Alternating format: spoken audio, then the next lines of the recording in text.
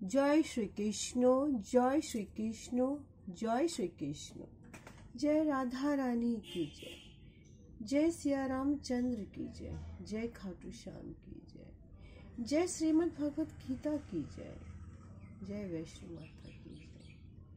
आज আমি শ্রীমদ্ ভগবত গীতা দ্বিতীয় অধ্যায় সাংখ্য যোগ শ্লোক 70 এর পাঠ করছি।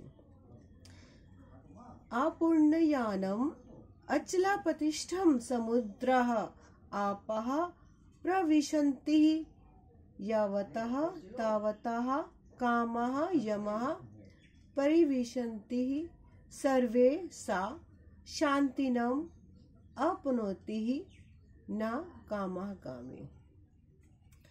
অনুবাদ, বিষয়কামী ব্যক্তি কখনো শান্তি লাভ করে না।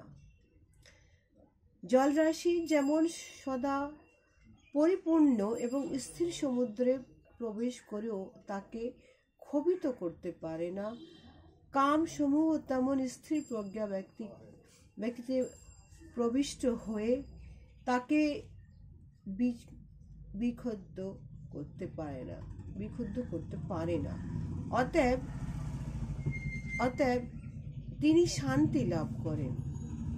তাৎপর্য হচ্ছে এটাই, এখানে ভগবান অর্জুনকে বলছেন, যদিও সমুদ্র সব সময় জলের রাশিতে পরিপূর্ণ, বর্ষার যখন জল হয় তখনও তো তার মধ্যে জল আসে, তারপরে নদী বাহিত হয়ে জলও তো সমুদ্রের ভিতরে পড়ে, কিন্তু সমুদ্রের জল যখন প্রবেশ করে যায়, সমুদ্রের কি আকারে প্রকারে কোন রকমে কি পরিবর্তন হয় না না?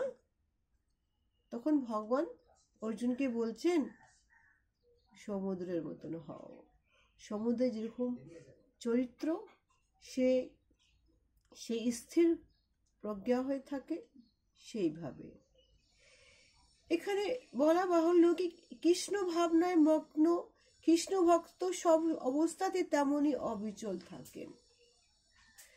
যতক্ষণ মানুষ জড় দেহ নিয়ে আছে ততক্ষণ তার ইন্দ্রিয় তৃপ্তির জন্য দেহ চাহিদা থাকবেই। যেমন কিছু জিনিস আমরা দেখলাম, যেমন সাপোজ একটা ড্রেস দেখলাম, শাড়ি দেখলাম, খুব ভালো লাগলো, মনে হলো ওটা কিনলেই ভালো লাগবে, অথচ আমাদের আলমারিতে শাড়ি ভর্তি আছে, তাও মনে হবে কি আমরা ওটা কিনি,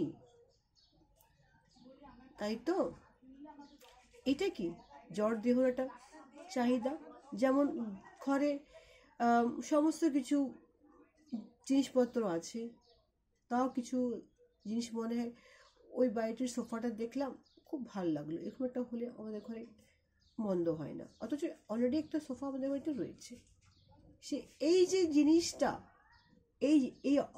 এই যে অবস্থা থেকে সরে আসাটাকে বলা হচ্ছে।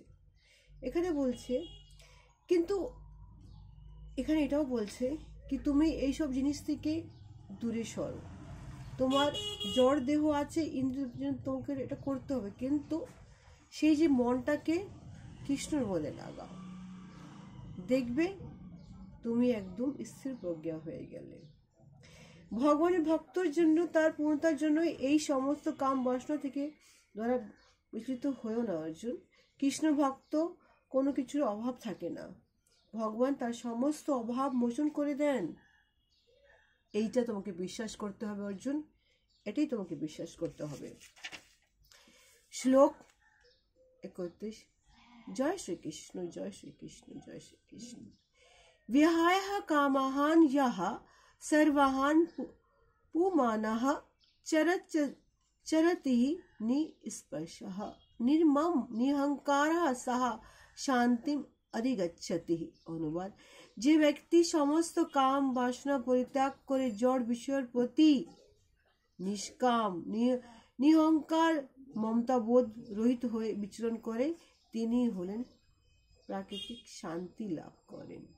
অর্থাৎ শ্রীকৃষ্ণের নিত্য দাস রূপে নিজেকে যথার্থ স্বরূপ উপলব্ধি করাটাই হচ্ছে কৃষ্ণ ভাবনার পরিশুদ্ধ হওয়া। এখানে বলছে তুমি কৃষ্ণের চরণে আসো হে অর্জুন, তুমি আমার চরণে আসো, আমি আমি তোমাকে এই সব থেকে মুক্তি দেব, সব থেকে শান্তি দেব।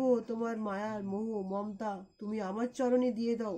অর্জুন এখানে এখানে ভগবান এখানে ভগবান তার তার বন্ধু, তার সখা সবাইকে বলছে কি আঞ্জের মোহ মায়া সবকিছু কৃষ্ণের চরণে দিয়ে দাও, দেখবে তুমি পূর্ণতা লাভ করবে। জয় শ্রীকৃষ্ণ, জয় শ্রীকৃষ্ণ, জয় শ্রীকৃষ্ণ। আগামী ব্লগে একটি শ্লোক নিয়ে আসবো জন্য। জয় শ্রী